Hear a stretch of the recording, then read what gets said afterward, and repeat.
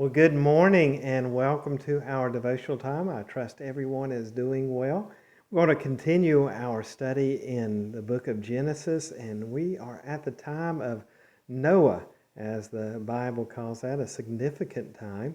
And some of you might be asking, how is that the kind of information that we're learning here in Genesis about this character of Noah in this ancient history of ours?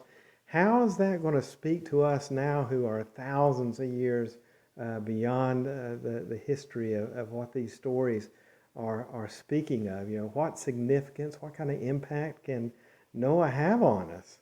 And I want to just remind us that actually Jesus thought of the story of Noah, the time of Noah, to be a very significant event.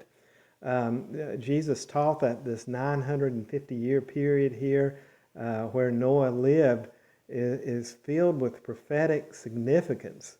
Matter of fact, Jesus teaches about this time in what's called the Olivet Discourse, the Mount of Olives, the Beatitudes, where that sermon took place, the Blessed is He. And Jesus speaks in Matthew 24 about this time period, verse 37, where he says, "As it was in the days of Noah, so shall it be at the coming of the Son of Man." Thus, if we want to recognize the signs of Jesus coming back and understand what the kind of conditions will be seen in our world when Messiah comes, when his reappearance is, then we absolutely have to understand the times of Noah. At least that's what Jesus is telling us.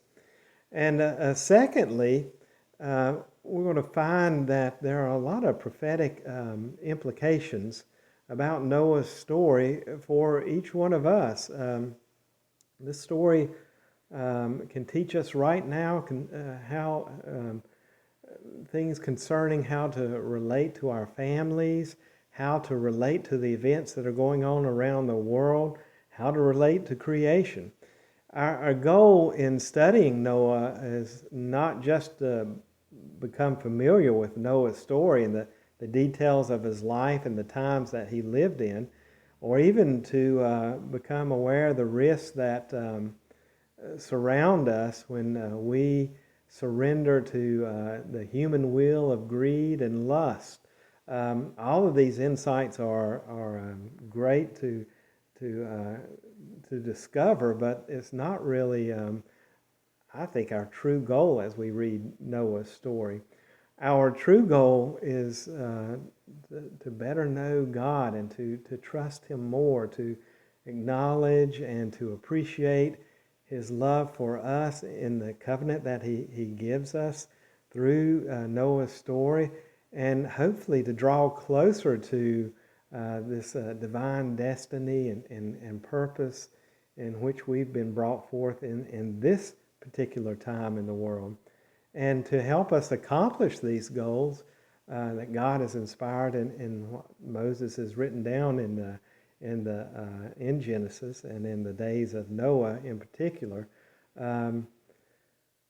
I think we do need to study the days of Noah to help us live into the story that God wants to create in our lifetime and discovering the purposes that He has for us as we move closer to this time that the Lord does return, that we be ready for it, and we have a message in our hearts to share with others as well. Well, I look forward to spending more time in the days of Noah.